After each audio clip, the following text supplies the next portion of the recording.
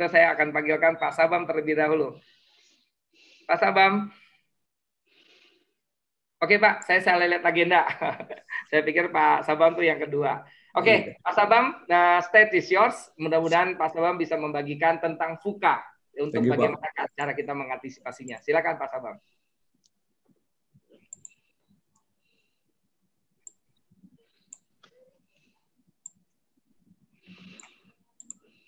Screen saya udah kelihatan ya Pak? Mantap Pak, mantap.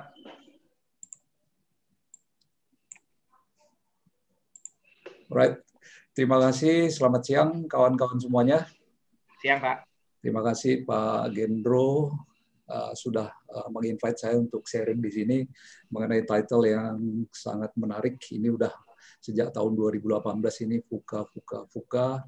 Jadi hari ini kita khusus untuk UMKM. Jadi saya bawakan konteksnya ini berdasarkan pengalaman pribadi saya dalam kehidupan pribadi, dalam kehidupan korporasi, dan saya bagaimana melihatnya itu ke sisi UMKM atau UKM, perspektif kita bagaimana secara attitude. Saya melihat kalau kita berada dalam suatu krisis dan kita ingin menuju suatu inovasi atau kita ingin mengantisipasi, kunci pertamanya itu kan selalu di attitude, budaya kita, secara diri pribadi maupun secara korporasi. Dan kita perlu ingat bahwa kita sebagai manajemen di UMKM atau di korporasi, tugas utama kita itu ada 5 yang dibentuk dalam suatu pertanyaan. What? Apa masalahnya? Kenapa masalah itu terjadi? Dan bagaimana menyelesaikan masalahnya? Mengenai when-nya kapan dan mengenai siapa yang melaksanakan nanti kita nggak discuss di sini. Jadi tugasnya itu sederhana tapi relatively kompleks, dan ini menyangkut sikap hidup, ini menyangkut budaya. Jadi VUCA yang kita hadapi itu sebaiknya dan seharusnya harus kita rubah menjadi suatu inovasi atau kreativitas supaya kita bisa survive, dan lebih indah lagi supaya kita bisa revive, bertahan secara jangka panjang. Subtemanya itu menjadi seperti ini, a new better. Saya kurang suka menggunakan istilah new normal. Karena kalau saya menggunakan new normal, pikiran saya itu Pak Gendro selalu berpikir kapan normalnya akan datang gitu. Sebagai umat yang beragama lah, yang percaya kepada kekuatan amanah di Almighty yang Maha Kuasa, saya selalu percaya apapun yang terjadi hari ini adalah yang terbaik yang datang dari Sang Pencipta. Jadi saya bilang hari ini kita berada di new better karena ini membuat satu sikap hidup yang lebih positif buat saya gitu. Bahwa worst kita secara cash flow, lebih buruk secara cash flow atau revenue atau penjualan atau misalnya secara hubungan di dalam perusahaan, tapi buat saya itu adalah tantangan dalam kehidupan. Dan memang kehidupan kita itu kalau tidak ada tantangan, kita nggak kreatif, inovatif. Sehingga leadership yang akan saya ajarkan nanti ini dalam konteks merubah VUCA menjadi inovasi, berhubungan dengan journey saya melalui suatu jalan keluar yang saya sebut sebagai attitude, sikap hidupnya bagaimana, cara komunikasinya bagaimana, supaya kita melihat krisis itu ke belakang sebagai suatu refleksi, dan ke depannya bagaimana kita menciptakan suatu kreativitas, inovasi, supaya kita bisa bertahan, survive, kata Jack Ma, atau lebih bagus lagi, di tahun 2021 onward, kita bisa menjadi lebih baik. Sehingga solusi itu akan berkisar di dalam strategic management, manajemen strategi. Dan lebih spesifik lagi, dia akan menyangkut transformasi diri, transformasi organisasi, komunitas kita, dan kita harus rajin melakukan suatu yang namanya analytics, analisa di dalam usaha kita, apakah mengenai keuangannya, apakah mengenai SWOT-nya, apakah mengenai platformnya, mengenai orangnya, dan diperlukan suatu komunikasi, communication, collaboration, dan coordination, bagian dari leadership. Agar decision making kita tadi yang menyangkut apa masalah, kenapa masalah itu terjadi, bisa kita selesaikan dengan baik.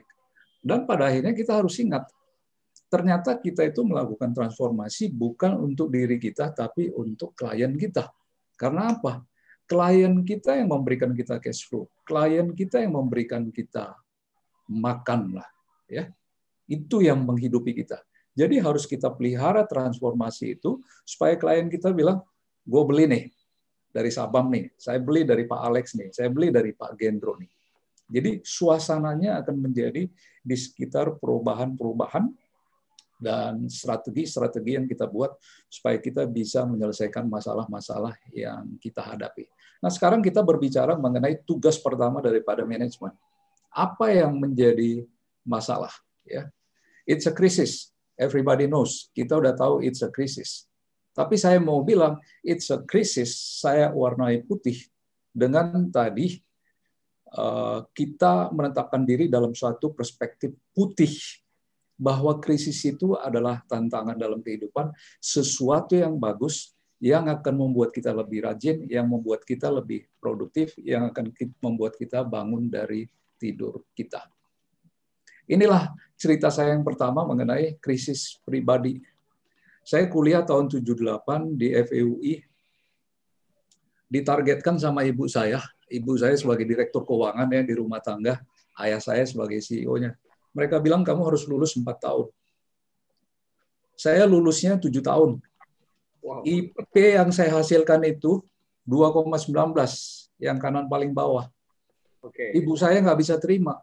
Saya sudah investasi, kamu harus selesai 4,5 tahun. Tapi kamu selesai 7 tahun. Saya berharap IP kamu supaya kamu laku di pekerjaan, atau saya bisa kenalin sama perempuan dari keluarga yang bagus nih, ya kan? Gimana saya mau bercerita Sabam dalam dengan tetangga atau teman-teman gereja nih, IP-mu hanya 2,19. Kamu mau kemana gitu? Bahasa itu waktu sampai begitu. Teman-teman saya pun berpikirnya begitu.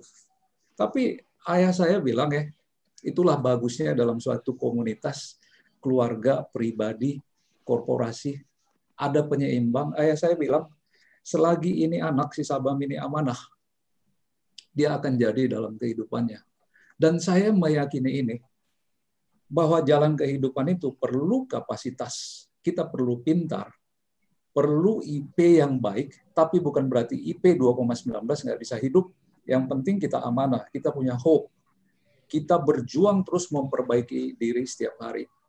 Dari IP 2,19 saya berhasil masuk dengan scholarship dari Pertamina, ngambil di Amerika program master, PhD, dan sebagainya. Dan perjalanan saya di korporasi, ini yang di sebelah kiri ini, dari bawah sampai ke atas, mulai dari BPKP, dan menjadi CEO, CFO di berbagai korporasi, yang medium to big, dan terakhir saya sekarang menjadi ahli di transformasi restrukturisasi. Dan kawan-kawan, hidup itu adalah proses belajar. Sampai sekarang saya masih kuliah, ini yang sebelah kanan atas ini. Hari ini saya kuliah dengan kawan-kawan. Saya kuliah setiap hari di YouTube, rata-rata 4 jam per hari. Saya kuliah dari Facebook, kuliah dari Instagram. It's the attitude. Itulah sikap hidup saya untuk melihat new normal itu. Dan saya bilang, itu judul yang di atas itu, thank you crisis. Terima kasih krisis. Ini adalah bagian dari maturity, perjalanan maturitas menuju kematangan dalam kehidupan. Jadi saya nggak khawatir. Dan saya sangat percaya kalau hidup itu amanah. Kehidupan itu bukan soal how much money we have, berapa banyak uang yang kita buat, tapi apa yang bisa kita perbuat. Dan untuk konteks kawan-kawan di UMKM adalah apa yang bisa kawan-kawan buat untuk klien kita, karena mereka nanti yang memberikan kita kehidupan. Ya. Untuk info kita, krisis itu sudah terjadi sejak ribuan tahun yang lalu. Come and go. Ya. Ada yang survive. Contohnya Stora, ini perusahaan dari Swedia. Usianya 400-an tahun, sebelum diakuisisi sekitar tahun 2009. Ada nggak perusahaan di Indonesia, Pak Gendro, yang bisa usianya 400 tahun?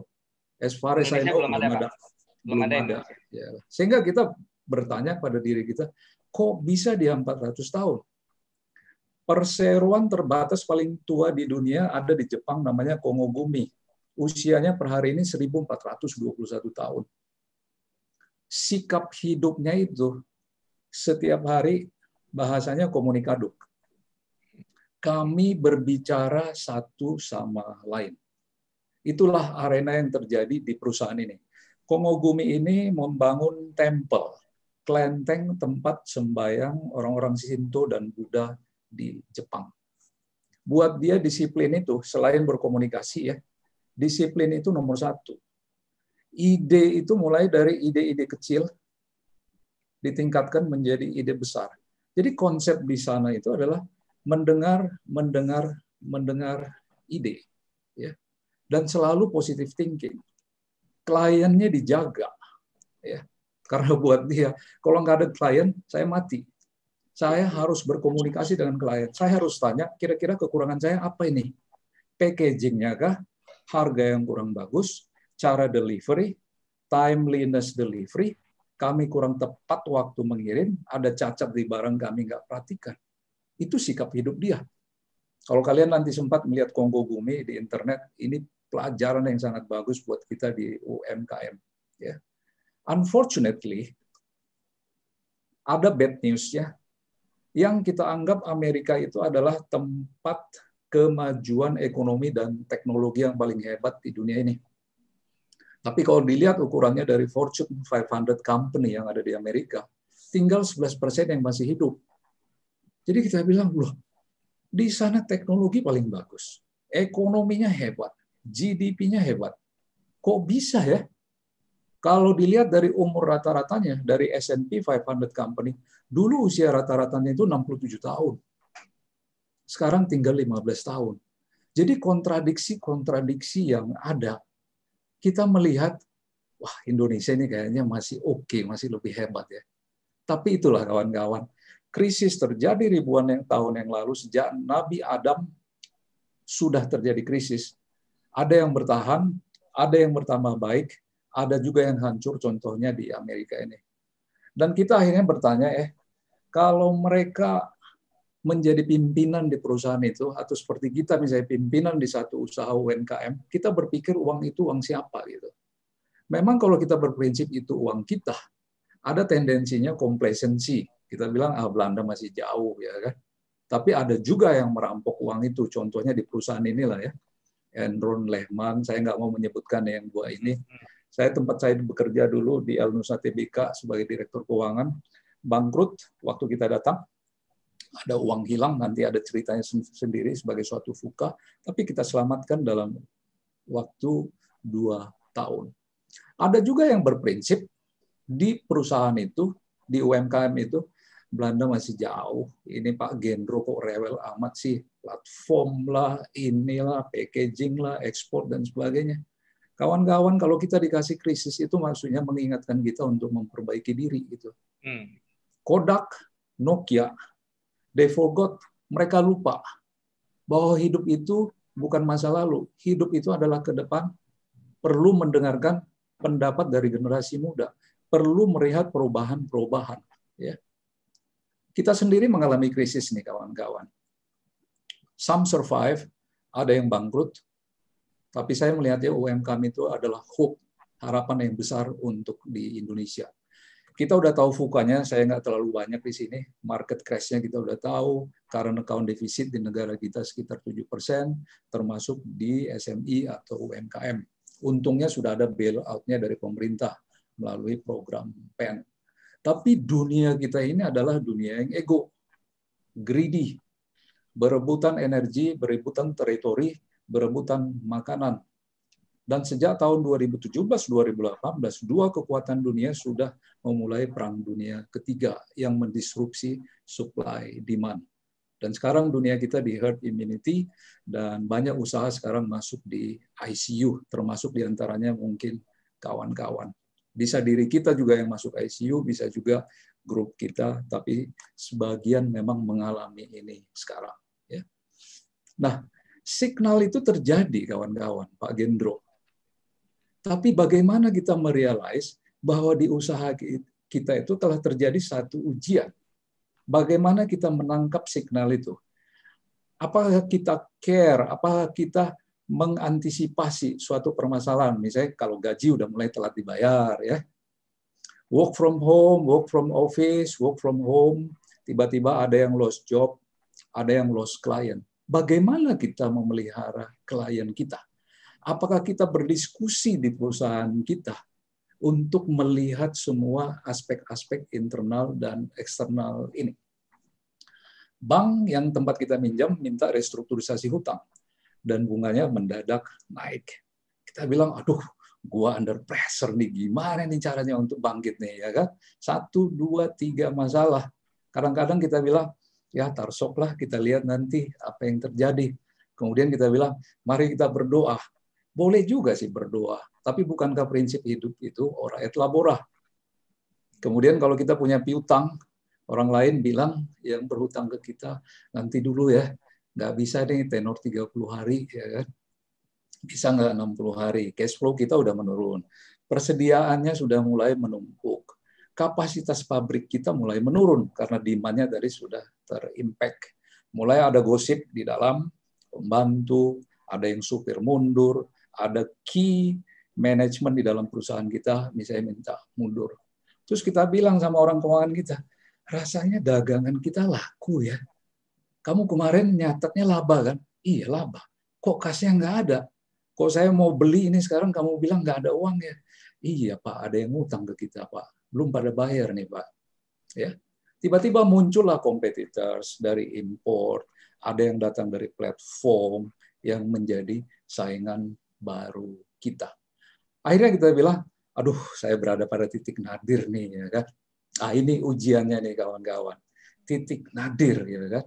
Inilah ujian itu sehingga kita bilang, kalau kita hidup amanah kata Pak Sabam, kalau kita hidup ihsan, titik nadir itu di mana adanya gitu. Misalnya ada yang nawar, misalnya tolong dijual dong Pak Sabam, Pak Gendro, harganya di bawah break even point nih. Ya kan? Padahal di dalam misalnya tim kita bilang, kita harus upselling nih, ya kan? Kita harus diferensiasi nih. Dari sisi ininya kita harusnya bisa dapat nih di Surabaya nih, ya kan? Tapi apakah kita berdiskusi di dalam mengenai hal ini? Ini yang saya ragu nih kawan-kawan gitu. Lebih banyak mungkin kita ke arah komplainnya, kita nangis mengenai peristiwa yang terjadi pada diri kita. Inilah caranya menghadapi titik nadir ya. Nah, kita akhirnya berada pada satu persimpangan jalan. Pinjam lagi atau enggak ya? Kita pecat nggak ini 20 orang pegawai saya nih? Aduh, nggak tega ini. Gimana nih? Apa dirumahkan dulu dalam rangka overhead-nya dulu? Sehingga kita bertanya lagi, overhead-nya dipotong dulu dalam rangka dapat laba, ya kan? Tapi orangnya tidak bekerja, suatu saat dunianya berbalik, vaksinnya sudah datang. Ada demand yang datang, bagaimana saya meng-hire orang-orang ini lagi? Sampai ada satu titik, misalnya ada private equity atau pemodal misalnya bilang ke kita, coba lihat balance sheet-nya Pak Gendro. Oke, berapa miliar? 2,5 miliar. Saya tawar ya 1,25 miliar.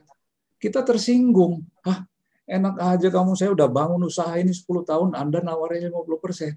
Because they know kawan-kawan, laba kita itu laba di kertas, cash flow-nya mungkin tidak ada. Ini peristiwa yang kita alami kawan-kawan. Di samping anak-anak kita masih harus sekolah, ada fixed aset kita tanah sulit laku, ya kan? Net operating cash flow-nya 9 bulan terakhir ini mungkin kita sudah merah, double blow karena permintaan dan penawaran sudah. Akhirnya kita confused nih. Pada titik itulah kita bilang, saya kembali aja deh, saya nggak perlu berusaha nih. Kok saya nggak melihat UMKM ini sebagai story? Tapi kawan-kawan, titik nadir adalah titik hope. Kalau saya, itu adalah titik harapan yang harus kita bangkitkan. Inilah di situasi di PT XYZ Tbk, salah satu company yang kami selamatkan dari bankruptcy. Jadi saya dipindahkan waktu itu Pak Gendro dari Singapura dan Hong Kong untuk menyelamatkan anak perusahaannya salah satu oil and gas company di Indonesia. Gitu. Uang hilang mendadak 111 miliar gitu. Masuk orang, direktur keuangannya ditangkap gitu. Aduh, saya dipanggil dari Singapura. Kok tenang-tenang di Takashimaya berkantor di lantai 10. Kita dihadiahin dengan uang hilang, direkturnya ditangkap. Aduh, apa nggak ada kerjaan lain gitu ya. Tapi saya pikir ya, kalau saya dihadapkan suatu situasi bangkrut, pelajarannya pasti banyak. Mengenai manusia, mengenai proses, mengenai sistem, dan terutama mengenai networking ke shareholders, ke perbankan, dan ke suppliers. Dan di dalam itu banyak Ken Arok, Ken Dedes. Jadi setelah 2 bulan saya masuk di dalam, waduh, ini Ken Arok, Ken Dedes ini dalam organisasi. For your info kawan-kawan, pegawai di perusahaan ini waktu itu 1.400 orang gitu. Kalau banditnya cuma 1 masih enak ya, bisa dihadapi ya, bandit kita bilang tunggal ya kan. Tapi ini banditos, bos-bosnya ikut jadi bandit, ya kan. Kalau 1 bos menjadi bandit, kita bilang bos bandito, nggak apa-apa lah, kita minta pecat 1. Tapi lebih dari 1, sehingga kita ada Ken Arok, Ken Dedes, dan ada juga bos banditos gitu. Bagaimana perusahaan hidup kalau pimpinannya sudah nggak amanah begini ya? Bukunya dirusak, katanya ada laba 60 miliar, tapi operating cash flow-nya, uang masuk uang keluar ya, operating cash flow ya, uang masuk uang keluar itu negatif 200 miliar. Jadi saya bilang sama bagian keuangan, nggak benar kamu ini. Iya Pak, disuruh sama bos-bos harus ada laba ya kan. Kawan-kawan, saya sangat percaya cash is king. Kalau kita ada cash, senyum aja deh. Kalau kita bilang kita ada laba ini, ya siap-siap aja untuk berilusi harus ada cash-nya kawan-kawan. Kalau ada labanya, ini prinsip dasar di keuangannya. Kemudian mereka minjam waktu dulu 50 juta US dollar, bunganya 8,6% 2011, which is 2 kali lipat dari bunga normal. So you see bagaimana sikap hidup di dalam perusahaan itu nggak benar. Harga saham akhirnya jatuh ke 170 dari biasanya di harga 400 di opening price-nya. Sekitar 1,4 triliun uang itu pertanggungjawabannya nggak jelas, kita hitung kembali. Dan 1.400 orang beresiko untuk kehilangan pekerjaan. Karena memang technically sudah bankrupt. Belum lagi kalau kita lihat multiplier impact-nya mungkin bisa kali 10, kali 100, tergantung berapa orang yang menggantungkan hidupnya dalam perusahaan ini. Mungkin cerita ini terlalu jauh ya kawan-kawan yang dari UMKM, tapi saya ingin menggambarkan bagaimana sikap hidup itu melihat sesuatu secara positif, tanda kutip, bahwa apapun bisa diperbaiki kalau kita mengakui prinsip yang namanya amanah. Nah, selain cerita COVID, ini kasihan juga ini COVID ini Gendro ya. Setiap hari sekarang kan di-blame ini kan gara-gara COVID lah, disrupsi dan sebagainya. Saya punya keyakinan ada penyebab-penyebab internal di dalam satu perusahaan yang membuat suatu perusahaan rusak.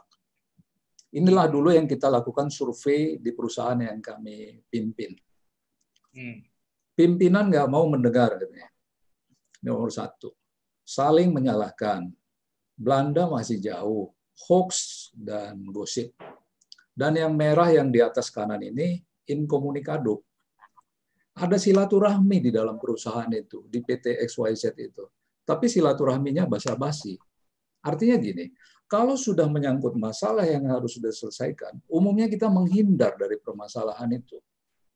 Belum lagi kalau ada inferiority, ya, jago kandang. Kalau keluar ketemu bule tinggi 170, pakai jas, pakai dasi, kita udah kecut duluan. Udah merasa kalah duluan. Tapi sebaliknya kalau di dalam perusahaan dia menjadi sedemikian kejam. Ini kontradiksi gitu. Kawan-kawan mungkin mengalami, tapi ini sebagian besar terjadi di korporasi, khususnya di badan usaha milik negara. Inilah gambarannya kalau pimpinannya sudah rusak. Saya mau tanya ke kawan-kawan, tolong kasih di chat, ini ikan atau burung? Kalau pimpinan di perusahaan itu sudah tidak pas dengan situasinya. Dan pimpinanlah yang membuat PT XYZ itu tadi mengalami satu krisis. Ya. Wujudnya menjadi tidak jelas.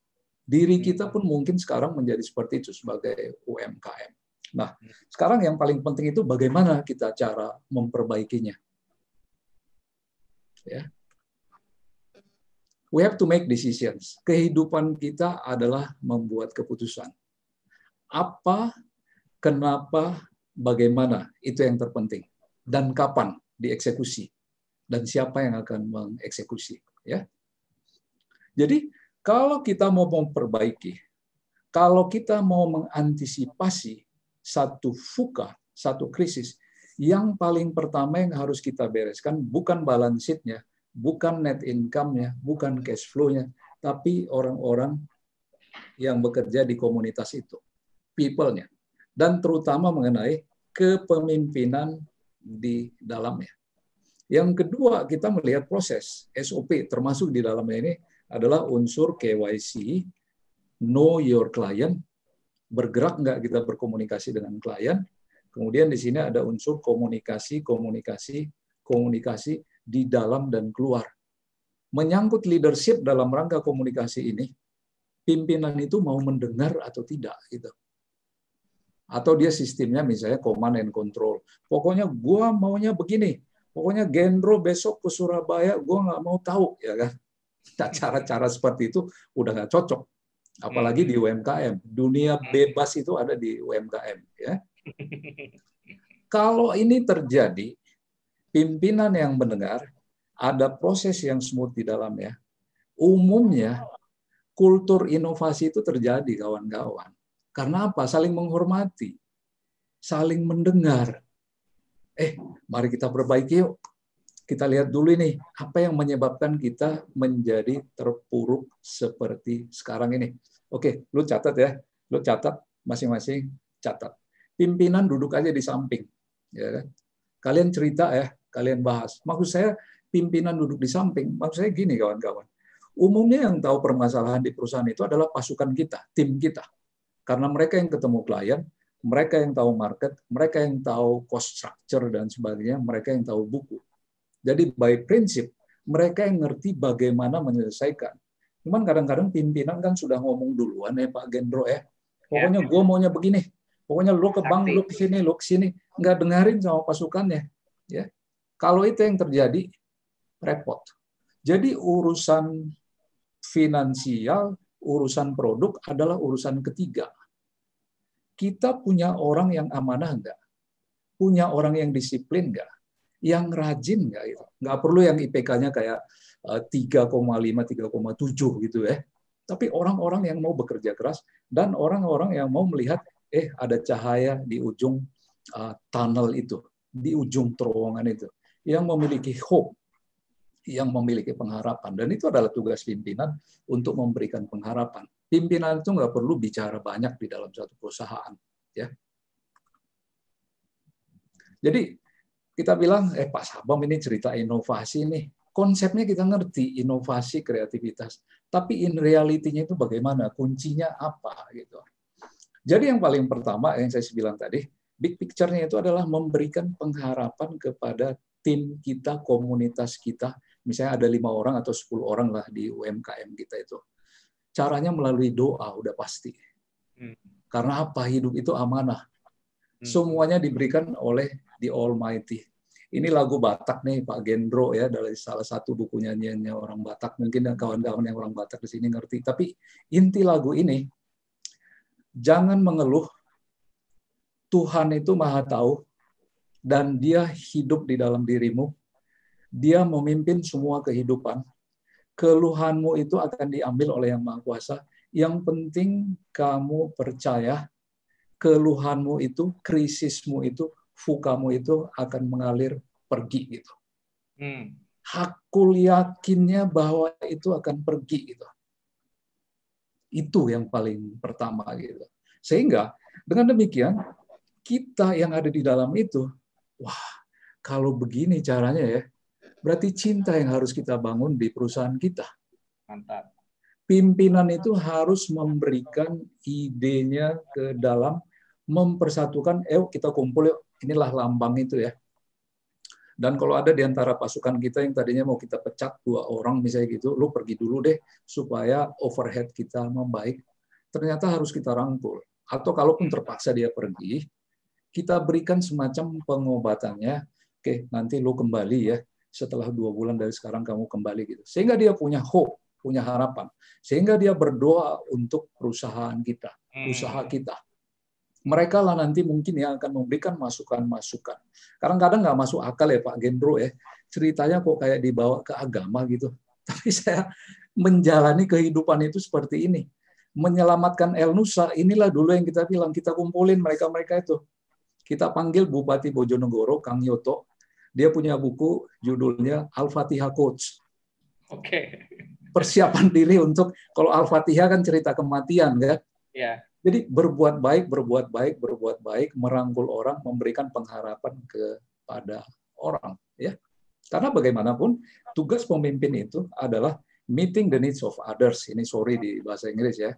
Ini adalah memenuhi kebutuhan orang lain. Gendro sebagai CEO urusannya adalah memimpin orang dan memenuhi kebutuhan orang lain.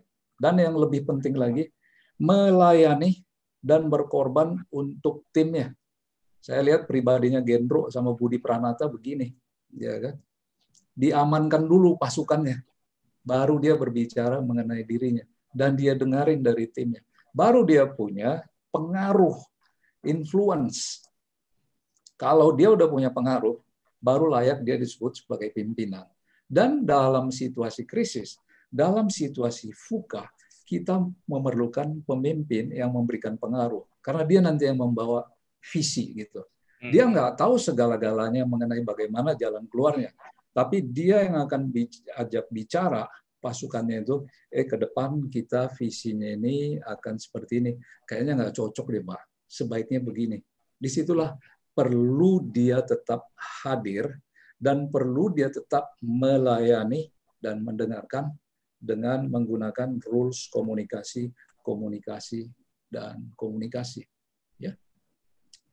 Nah, jadi waktu di El Nusa itu, di PT XYZ itu, kita cari root cause-nya dan kita bilang ke mereka, coba ya kita bongkar dulu SWOT analisis kita. Dan mari kita score untuk melihat possibilities, kemungkinan kehidupan, resiko-resiko yang kita hadapi, sampai nanti kita keluarkan business continuity plan, rencana ke depan supaya kita bisa survive atau berkembang. Sulit orang mengakui kelemahan nih yang di kanan atas ini, ya. Tapi inilah saatnya kawan-kawan, pimpinan kurang mendengar, itu kelemahan pertama. Yang kedua, cash flow-nya sudah begini bagono, udah merah, ya kan? Tim kurang kompak, harus disebutkan, ya kan? Kurang dekat dengan perbankan, kurang sering pergi ke klien, ya. Kalau pergi ke klien, kurang mendengarkan klien. Pokoknya jualan kami begini, kalau lo mau ambil, kalau nggak mau ya sudah, ya kan? That kind of things gitu. Nah, ancamannya apa? Ancaman utama itu kadang-kadang ego kita, kawan-kawan gitu. Karena nggak mendengar tadi gitu. Padahal kesempatan untuk berbisnis di UMKM ini sangat besar. Ini makanya saya gambar kuning besar ini, gede ini gitu ya. Nah, tapi hati-hati kalau kita bilang kita punya kelemahan ini, jangan terlalu arogan juga. Kami sudah berdiri 20 tahun yang lalu. 20 tahun belum menunjukkan ukuran bahwa kita hebat gitu. Tapi kalau misalnya secara jujur di skor, tim keuangan kami mengerti mengenai perpajakan, tim keuangan kami ngerti mengenai laporan keuangan, dan laporan keuangan kami sudah dipisahkan antara urusan pribadi dengan urusan usaha. Karena kadang-kadang kan masalah di UMKM ini Pak ya, harta pribadi dengan harta usaha di campur sehingga bingung ini gue untung atau rugi gitu ya. Nah, jadi di El Nusa dulu kita bilang nggak usah buru-buru kamu bikin SWOT ini, analisa kekuatan kelemahan ini, nggak bisa buru-buru. Dengan hati terbuka. Kalau kamu bilang pimpinannya jelek, sebutkan pimpinannya jelek, kita akan akui gitu. Dan kita waktu itu kan baru nyampe kan, baru 2 bulan kan. Jadi kita pun harus mengakui bahwa yang paling tahu mengenai solusi perusahaan itu adalah pasukan kita gitu lah. Akhirnya mereka buka kelemahan kita ini pimpinan perlu begini, bagono dan sebagainya. Disitulah kita menyingsingkan lengan baju kita. Kita nggak datang lagi misalnya dengan sekretaris, tolong panggilin Gendro ke ruangan saya. Gendro udah keringat duluan waktu disuruh panggil sama sekretaris. Jadi kita datang ke ruangan mereka, Gen, gimana? Gue dengar kemarin istri lu sakit. Pak Sabam ngapain datang ke ruangan saya, Pak? Enggak, saya pengen tahu kehidupan kamu. Dia kira tadinya mau nanya mengenai cash flow gitu. Jadi sikap yang menjadi lebih terbuka, mengalirlah positive vibe, energi positif di perusahaan. Sehingga mereka bilang, ternyata Pak Sabam, direktur, ternyata manusia juga ya gitu. Kita makan di warung di TBC Matupang itu, pete kita makan, jengkol kita makan, ikan teri kita makan, ya kan, duduk sama dengan mereka, rokokan sama dengan mereka. Mereka bilang, ini bos atau apa gitu. Sehingga praktis waktu itu organisasi itu menjadi bubar tanda kutip di mana kita menjadi blended di dalam perusahaan itu gitu, saling mendengarkan. Even ke tukang bersih-bersih di kantor itu kita dengarin gitu, karena dia udah 20 tahun di situ, dia tahu ada peristiwa-peristiwa yang perlu diperbaiki secara attitude gitu. Ya. Jadi inilah yang dialirkan oleh pimpinan. Pimpinan menyebutkan apa, berbisik pun itu yang dibelief oleh pasukannya gitu. Ini ada budaya di Cina yang melihat krisis itu adalah opportunities. Kita lihat bulan yang di sebelah kiri itu, kalau boleh disebut bulan Paruh-paruh dia bilang kalau krisis itu adalah kesempatan dalam kehidupan. Makanya mereka bilang, terima kasih krisis, mengajarin kami untuk berpikir terbuka, membuka kembali SWOT-nya gitu. Kemudian orang bule bilang, krisis adalah urusan ke belakang sana. Jangan dibawa lagi kepo-kepo, marah-marah. Lupakan. Ini titik nolnya. Opportunities yang kita bahas. Makanya mereka bilang, krisis adalah opportunities. Memandangnya ya. Failures itu bukan kegagalan. Kegagalan adalah step 1 menuju sukses gitu. Jadi kita minta waktu itu ke tim, oke, kita harus buat 7 hal ini, dan ini relevan juga untuk kita nanti di UMKM. 7 hal inilah yang utama dalam suatu usaha yang sebaiknya harus dilakukan. Analisa kekuatan, kesempatan, dan ancaman itu harus dibuat dengan 3 skenario. Optimis, ya. Ini gampang kok buatnya kawan-kawan. Di Excel spreadsheet juga bisa. Cuman syaratnya itu tadi. Mau ngomong gitu, antar kita itu mau ngomong, mau dengerin gitu, ya. Pimpinan nggak selalu benar gitu. Biarkan mereka melakukan scoring sehingga kita tahu kedudukan kita yang sebenarnya itu adalah misalnya dari skor 1 sampai 5, secara umum dirata-ratakan kita itu kalau misalnya 2, ya sudah 2. Daripada kita ngaku-ngaku skor kita 4 dari kemungkinan 5, berarti rata-rata 80, kita berpura-pura hebat tapi ternyata nggak hebat gitu, ya. Mengidentifikasi masalahnya, itulah inti nomor 1 ini, ya. Dan menuliskannya secara sengaja dalam satu buku gitu, dan disepakati. Yang menyangkut resiko-resiko yang berhubungan dengan tim kita, people kita, yang berhubungan dengan proses, dan bagaimana unsur-unsur kreativitas yang mau kita bangun di perusahaan kita ini. Sehingga nanti terbit yang namanya Business Continuity Plan, rencana keberlanjutan usaha, dan kita bentuk juga crisis management team, mungkin untuk kalian yang usahanya udah menengah ya. Dan lakukan setiap minggu, atau kalau perlu dulu seperti kami di PT XYZ, stress testnya itu dilakukan. Laba rugi loh. Benarnya kita berapa ini gitu. Kadang-kadang kita terjebak dengan permintaan pimpinan, ya pokoknya lu bikin untung ya gitu. Berterus terangnya itu adalah dalam masa krisis, kawan-kawan. Dan dihitung cash to cash cycle-nya, ini item yang kelima, nanti contohnya seperti apa bisa kita lihat. Jadi 7 hal ini nanti kalian catat ya, saya bagi bahannya ini untuk jadi kayak bahan pedoman. Jadi selamatlah waktu itu perusahaan itu dengan prinsip yang tadi. Dihitung waktu itu dengan Z-score untuk melihat potensi kebangkrutan. Skor kita di 2011 itu 1,79. Artinya kalau kita 1,79, ya kamu bangkrut. Pembuktian dari apa yang kita indikasikan tadi. Tapi dalam waktu 1 tahun, kita bisa naikkan dia menjadi 3,5, which is menjadi safe. Dan kita bisa dapat pinjaman untuk merestructure, mudah-mudahan kawan-kawan masih ingat tadi yang ada 50 juta US dollar itu, kita dapat lebih dari 100 juta US dollar dari konsorsium yang dipimpin oleh BCA. Pada saat buku kita, balance sheet kita belum beres, Pak Gendro, Pak Alex gitu. Kenapa orang mau kasih pinjaman ke kita gitu? Oh, bisa gitu. Saya waktu itu di interview di Dharma Wangsa Hotel sama wartawan, Pak, emang Bapak punya prospek katanya kan? Saya bilang, saya percaya dengan kehidupan yang amanah. Yang dilihat mungkin oleh bank dan konsorsium itu adalah wajah saya, orang yang bisa dipercaya.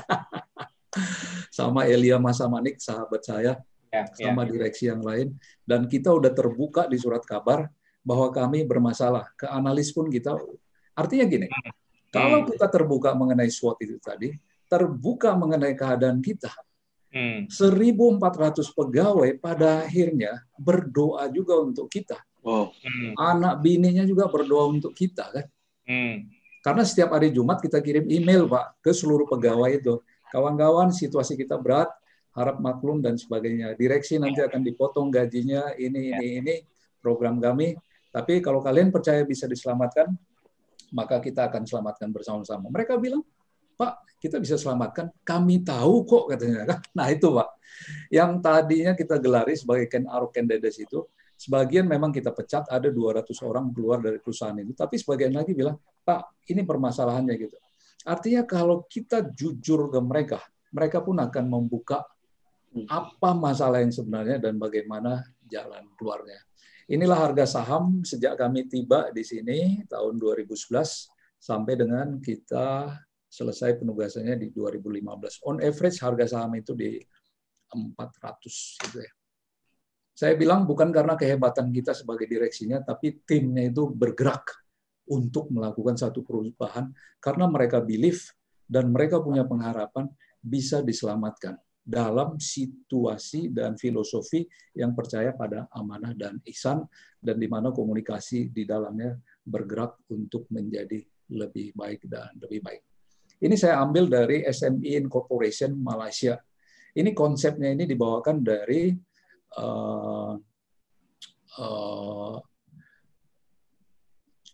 startup company, tapi filosofinya saya suka.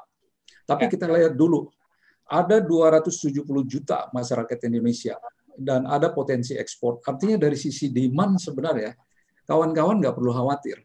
Tahun 2018 saja, ini saya ambil dulu dari presentasinya kawan-kawan ini, Business Hack, Pak Gendro dan tim. Tahun 2018 saja kontribusinya udah 80%. Serapan tenaga kerjanya udah 97%. Artinya sekarang dia bisa lebih besar lagi. Inilah opportunities. Inilah hope. Kemudian pemerintah bikin program PEN. Menyalurkan 182 triliun di tahun 2020 dan tahun 2021 direncanakan di 350 triliun. Inilah antisipasi pemerintah. Inilah hope itu yang akan membuat kita bilang, oh oke nih, gue semangat nih, ya kan. Pemerintah mengarah ke arah yang lebih prospektif, ya kan. Kita pun hendaknya juga menuju ke sana. Bantuan apa yang akan diberikan pemerintah? Ada tunai, ada tarif listrik, ada kartu prakerja, insentif perpajakan, restrukturisasi, mungkin kawan-kawan sudah mengalami ya, stimulus bantuan modal kerja dan sebagainya. Nah ini yang dari SME Incorporation Malaysia ini, beberapa yang saya lingkari ini pola pikir mereka dalam situasi krisis. Dia bertanya pada dirinya, kalau produk yang kita jual sekarang ini, kamu sendiri akan pakai atau enggak gitu. Jadi mengembalikan ke diri. Yang kedua, coba cari 10 orang lebih atau lebih yang kira-kira mau membayar dengan harga yang sekarang. Jadi maksudnya ini kawan-kawan ini adalah pola berpikir dengan menguji di dalam dan keluar. Untuk melihat kita bagaimana caranya nanti keluar dari krisis. Dan bertanya juga ke dalam tim, kamu cinta nggak dengan apa yang kamu kerjakan ini? Bagaimana kita melakukan diferensiasi yang berbeda dari ide pimpinan atau ide yang lain? Atau kalau melihat krisisnya misalnya, seberapa painful sih? Jangan-jangan ini hanya pilek, flu aja untuk kita, ya kan? Atau benar-benar. Tapi kalau benar-benar ada, disitulah tadi kuncinya SWOT analisis itu kita gambarkan secara jujur kekuatan, kelemahan, kemudian opportunities dan threat-nya gitu. Artinya dikomunikasikan, didiskusikan. Yang nomor 6 ini menarik nih. How does the customer address the problem? Apakah klien kita itu komplain ke kita dan kita dengar dan kita selesaikan permasalahan? Oke, sementara waktu mungkin kita nggak bisa selesaikan atau sementara waktu kita rugi, ya kan? Tapi bukankah mereka nanti yang menjadi sumber kehidupan kita ke depan? Kita berkorban dulu tuh sekarang, ke depannya nanti mereka akan kita bantu. Nah, kemudian dari sisi keuangan nih, perlu kawan-kawan lihat picture-nya itu bagaimana. Jangan melihat saldo kasnya kawan-kawan, tapi yang dilihat adalah flow, aliran kasnya. Sama yang kedua, yang sering saya lihat di UMKM itu, tolong pisahkan kekayaan perusahaan dengan kekayaan pribadi. Walaupun usaha itu mungkin di salah satu ruangan yang ada di dalam rumahmu itu, tapi secara catatan, secara buku itu harus dipisahkan. Ya, ini prinsip dasar ini yang dua ini. Lihat aliran kasnya, cash flow-nya. Jadi jangan dulu ke net income-nya, dan jangan juga bercita-cita mencari laba di tahun ini gitu.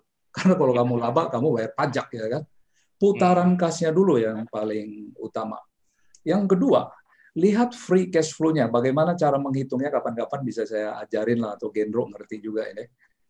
Kita melihatnya ini dari sisi, secara konservatif, kamu itu akan bertahan berapa lama.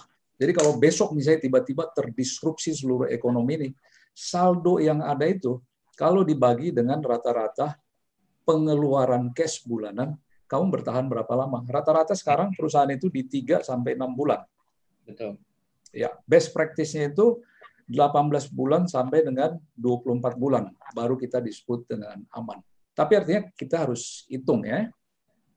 Cash flow-nya lihat dari sisi operasi, sisi lihat investasi, lihat juga dari sisi financing. Ini sedikit agak ribet, tapi catat dulu nanti sebagai bahan PR kawan-kawan. Kemudian ini yang penting, lihat dulu siklusnya. Kalau Anda usaha jasa, ya berarti ini aja yang diadu. Kalau misalnya ini 30 hari, di sini mungkin bisa 40 hari, berarti kita udah negatif 10, ya kan? Kalau kita punya persediaan, ketahannya misalnya berapa hari? Kalau bisa paling lama 30 juga, atau kalau bisa 20. Jangan sampai 60 karena dia punya biaya untuk menghandle. Semuanya memenuhi unsur bunga kalau sudah ketahan. Tapi hitung, kalau kamu punya misalnya area di Sumatera dan di Jawa, Sulawesi, lihat 3 area ini mana yang lemah cash to cash cycle-nya, putaran cash-nya. Ya. Barulah nanti Anda terbitkan suatu laporan pertanggungjawaban keuangan yang sudah terpisah dari harta pribadi, dari harta usaha gitu. Sehingga Anda nyaman melihatnya. Oke, saya sudah kuat nih, sudah oke nih, udah tahu nih di sini posisi kami nih. Karena banyak orang yang nggak tahu posisinya di mana gitu. Nebak-nebak, terus nangis, komplain, pergi ke bank, banknya bilang, oke, gue beli usaha lo ya, 60% dari harga balance sheet, dan kita tersinggung gitu. Maksud saya jangan. Lihat dulu, lihat buku kita dengan benar. Karena apa kawan-kawan ya? Cerita liquid, cerita illiquidity, ini bersaudara, sangat berdekatan. Hari ini kamu boleh liquid, tapi besok-besok udah bisa illiquid. Tapi kalau ngitung dengan cara-cara yang saya sebutkan tadi, kamu ngerti. Jadi waktu datang ke bank, kita tahu bahwa kita nggak insolvent. Illiquid oke lah sementara waktu, tapi kita udah tahu caranya menuju liquid lagi. Kita udah ngerti gitu ya, kawan-kawannya. Karena pilihannya ke depan ini dalam rangka antisipasi VUCA itu, sebaiknya kita hidup di sekitar transformasi. Di transformasi. Ya. Perbaiki, komunikasi. Lihat orangnya yang baik dipertahankan, yang kurang baik ya mendingan diinikan dulu ya, bukunya aja ditukangin. Misalnya kan nggak cocok dengan usaha kita ya.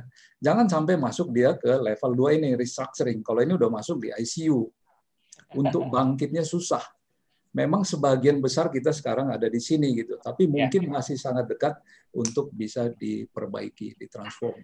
Apalagi masuk ke level 3 ini udah siap-siap untuk bangkrut atau di turnaround atau misalnya objek dari mergers, orang lain akan beli gitu. Artinya gini, laporan kita itu dilihat.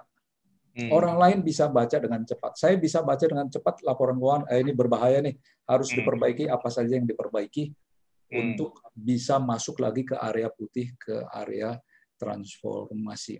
Nah, kalau kita tahu tadi situasi kita masuk ke arah kreativitasnya dalam rangka inovasi.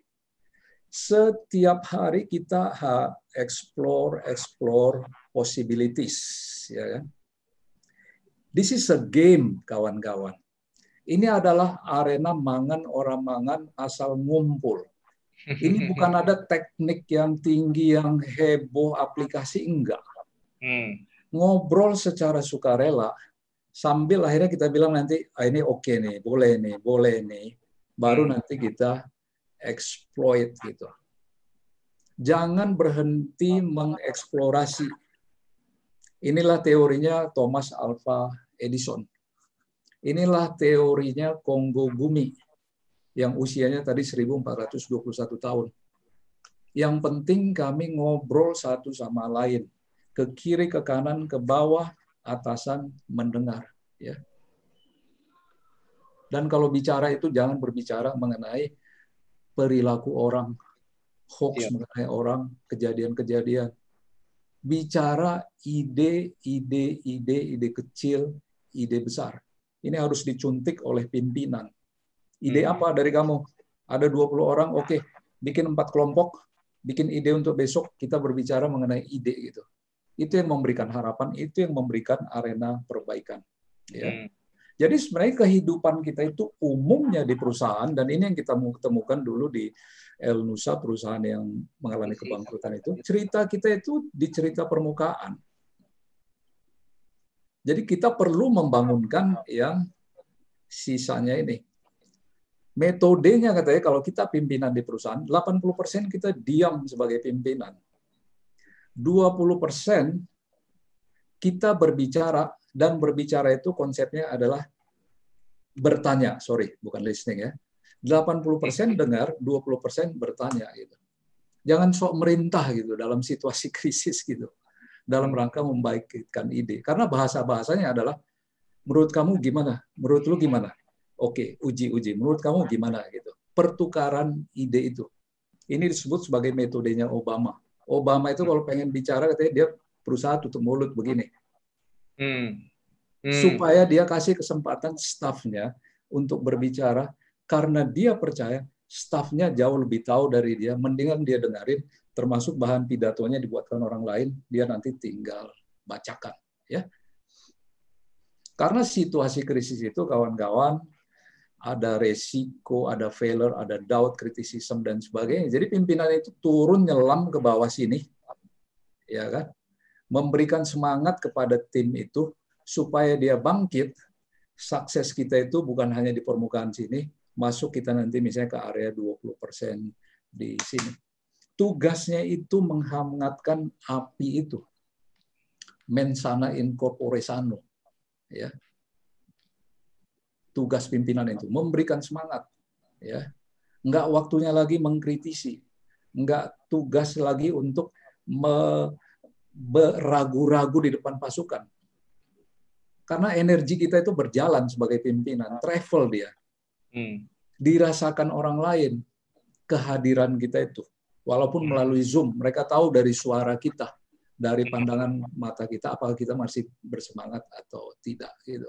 Dan ajak juga tim kita itu untuk, besok bikin kesalahan ya, let's make better mistakes. Gitu. Ini adalah arena perbaikan. Karena apa? If there is no guts, no glory. Kalau tidak ada keberanian untuk bereksplorasi, kemenangan itu nggak ada. Gitu. Kemenangan itu nggak bisa ditunggu. 3-0 Liverpool dulu kalah tahun 2000 berapa dengan AC Milan. Tapi dia nggak menunggu, dia turun. Ya kalau harinya kalah, ya kalah. Tapi harus berjuang sampai titik darah penghabisan. Sampai akhirnya ada legenda di dalam usaha kalian itu. Ada story yang akan dibawakan. Karena story itulah yang kita bawakan ke keluarga kita, saudara-saudara kita. Bukan uang yang kita miliki, bukan harta yang kita dapatkan, bukan rekening banknya. Tapi cerita apa yang kita buat dalam rangka membuat orang lain lebih baik. Jadi kunci-kuncinya itu adalah kita tahu dulu purpose kita, apa tujuan kita. Kita ini semua, UMKM ini adalah problem solver. Urusan kita adalah mengenai klien kita. Jadi bicara ke klien, bicara ke tim kita, berikan hati kita. Kalaupun ada yang suka marah sama kita, ya sudahlah, maafkan dulu lah, ya kan? Karena waktunya sekarang ini adalah mengatasi krisis, bukan untuk menyampaikan ego kita bahwa kita adalah pimpinannya, ya kan? Solve problemnya itu. Dan kalau kita tahu purpose kita adalah untuk klien kita, bantulah mereka dalam hal apapun, termasuk tadi berkorban untuk harga jual di bawah break even point, salah satu pengorbanannya ya. Kalaupun ada pain point kita, lakukan analytics-nya, lakukan canvassing lagi dengan metode 9 tahap itu, bagaimana dia untuk kembali ke posisi yang lebih baik. Dan sebaiknya move on. Perubahannya sekarang kecil, tapi berkesinambungan. Ini yang saya bilang tadi, catat apapun yang diceritakan hari itu di perusahaan. Kita termasuk yang jarang kurang suka mencatat, kawan-kawan. Kalau kita rapat agenda kadang-kadang nggak ada, tiba-tiba udah meeting, apa ini topik kita nih? Kita bicara topiknya di situ. Jadi awal-awal sudah ada topik, cash flow kah, klien kah, atau apa, dan apa saja rangkuman, hari itu catatannya harus selesai, kawan-kawan. Jangan minutes of meeting-nya itu, notulen rapatnya itu seminggu lagi udah basi, baru keluar gitulah ya. Sikap hidup dalam rangka kreativitas dan inovasi. Komunikasi internal dan klien, dan lakukan prinsip ihsan ini, diferensiasi. Kalau harga yang kita korbankan harga. Kalau klien bilang kualitasmu kurang bagus, kok di dalamnya ada coro, ya kan? Ya minta maaf kita ke mereka. Kenapa terjadi seperti itu? Kita minta maaf ke mereka dan kita perbaiki, kita kasih 2 produk untuk 1 produk misalnya. Daripada klien kita itu hilang gitu ya. Kreativitasnya. Sekarang ini dunianya adalah dunia network, ekonominya adalah ekonomi network. Kita harus bangun komunitas dengan perbankan. Kita harus bangun komunitas seperti kita ketemu siang hari ini, bertukar ide, saling memberikan harapan. Harus bangun komunitas dengan perbankan, bagaimana cara minjam dengan bunga yang lebih baik. Tolong lihat nih balance sheet kami ini kira-kira oke atau enggak ya, resikonya apa gitu ya. Dan secara prinsip di network ekonomi itu, kamu tidak harus memiliki semua aset, karena kita bisa memakai aset orang yang lain gitu.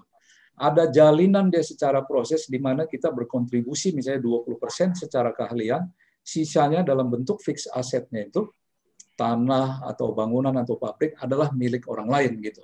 Pada akhirnya adalah ekonomi yang berbagi. Dan jangan lupa platform kita wajib melalui sosial media, termasuk juga untuk pembukuan. Saya minta kawan-kawan harus masuk ke aplikasi. Kalau di Excel pusing kalian mau bikin pembukuan. Rasanya aplikasi murah ya Pak Gendro ya. Banyak yang murah dan ada juga yang gratis gitu. Satu, belajar. Yang kedua, akurasi konsistensinya terjaga. Sampai unsur pajak, perhitungan depresiasi di aplikasi itu bisa kita dapatkan. Dan yang kita bicarakan tadi, kalau kita bikin SWOT analysis, harus ada execution plan-nya. Detail daripada rencana eksekusinya. Kawan-kawan, ini takeaways-nya. Bersyukur agar kita lebih kreatif.